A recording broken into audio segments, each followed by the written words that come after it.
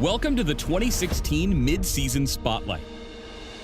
Normally, we save enormous meta-changing updates for the preseason, but this year we're shaking things up. Our big goal for 2016 is to make every game of League feel unique, so we're putting on a halftime show to introduce big changes to mages, items, and the river's most monstrous inhabitants. It's time for some mid-season magic.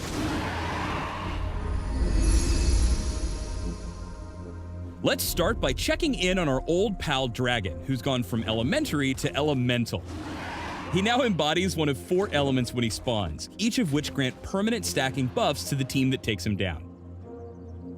Fire dragons give you extra spicy damage against champions. Water dragons yield juicy health and mana regen. Earth dragons let you quickly take down epic monsters and turrets. And air dragons turbocharge your out-of-combat move speed. These stacks become even more important in the late game when the elemental dragons flee the rift and the elder dragon appears. Slaying this big bad daddy dragon temporarily amplifies all the existing dragon buffs you've acquired and applies powerful burn effects to your attacks and abilities.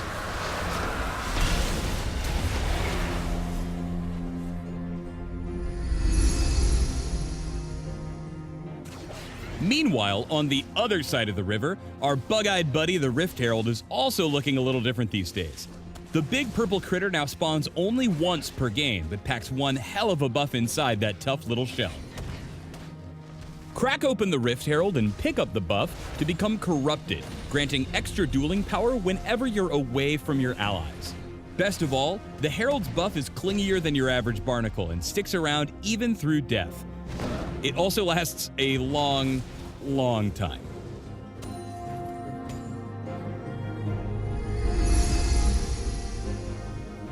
Over a dozen spellslingers are getting some touch-ups in the mid-season update, but we're giving 6 wizardly warriors a serious makeover. Malzahar is still the single-target lockdown master, but now he's figured out how to bring extra void puppies along for the ride. Voidling Swarm, his new W, spawns his little purple pals, which multiply as they fight and start to frenzy once there's enough of them. We're also gifting Malzahar with a new damage-reducing passive, so the Prophet of the Void can occasionally ignore big playmakers and slip right past the enemy front line.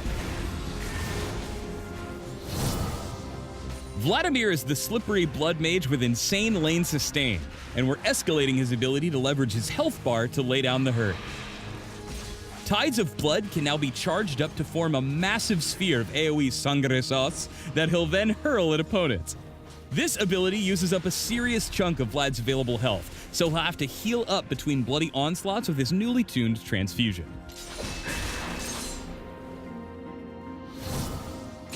Zyra is the control mage with the greenest thumb in League, and her new passive lets her spread even more flora across the rift. Garden of Thorns causes seeds to periodically sprout around her, and casting spells, like her newly fertilized Deadly Spines, produces an army of deadly plants to surprise attackers. Brand's mid-season changes are about cranking up his ability to set the world on fire. Brand's passive, Blaze, now causes a massive area of effect detonation whenever he lands 3 spells on the same target. When enemies huddle together for safety, it's time for the Burning Vengeance to light them up and set off a chain reaction. When the enemy team is fleet of foot, Cassiopeia is the serpent with a solution. The Venomous Vixen's W, Miasma, now applies an entirely new type of debuff that we're calling Grounded. Enemies who are grounded are unable to flash, dash, or even take Thresh's Lantern. Cass's new passive grants her movement speed per level, but this doesn't stack with boots.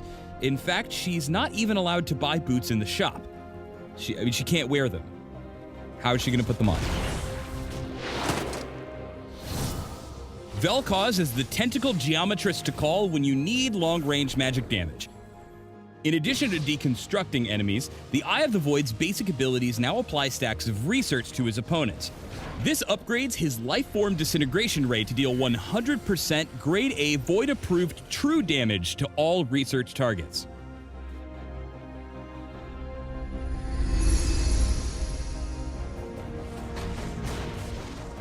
It's not just the mages who are getting a magical mid-season transformation. As with the marksman itemization changes earlier this year, we're altering AP items to augment how you contribute to the fight. We've loaded some extra ammunition into the Hextech Revolver, so it deals bonus magic damage and upgrades into a trio of endgame items. The new Hextech Frost Cannon slows swift-footed killers with a spray of icy shards, while the Hextech Rocket Belt lets you dash forward and hose them down with flaming bolts.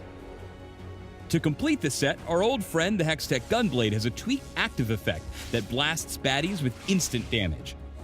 We're also making changes to familiar tools like Tear, Chalice, and Catalyst to alter the way champs utilize their mana pool.